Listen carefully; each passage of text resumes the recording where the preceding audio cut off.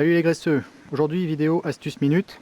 Là je suis en train d'effectuer un démontage, je récupère pas mal de pièces sur un véhicule. Et donc là j'ai sorti un ensemble mètre cylindre et master vac. Et il se trouve que je vais devoir le stocker, d'accord.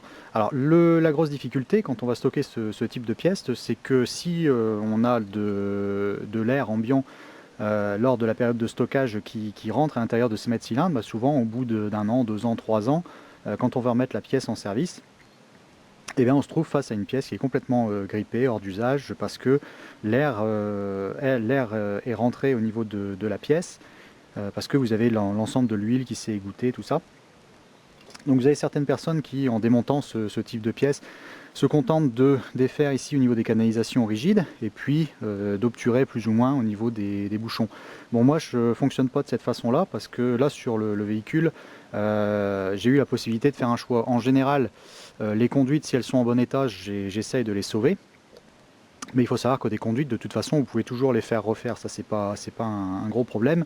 Et il s'est avéré que les conduites ici étaient bouffées quasiment à l'arrivée à l'autre bout. Donc moi ce que j'ai fait, je les ai coupées, donc un bon coup de tenaille.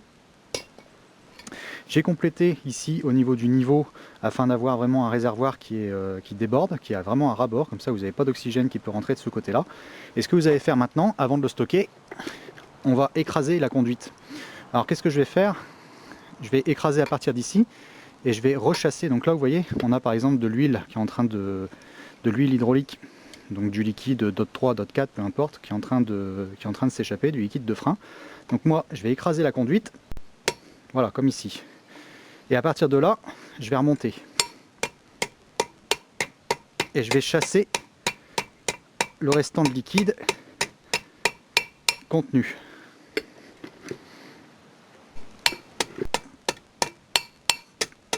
Voilà, donc là, j'ai bien écrasé ma conduite de frein. Je suis certain qu'au niveau de mon oxygène, je ne vais pas avoir de remontée d'air dans la conduite. Là, j'ai ma conduite qui est pleine de liquide.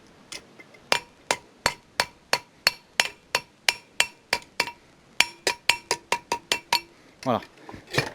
Donc là, je suis certain, j'ai pas de problème et vous pouvez même à la limite la replier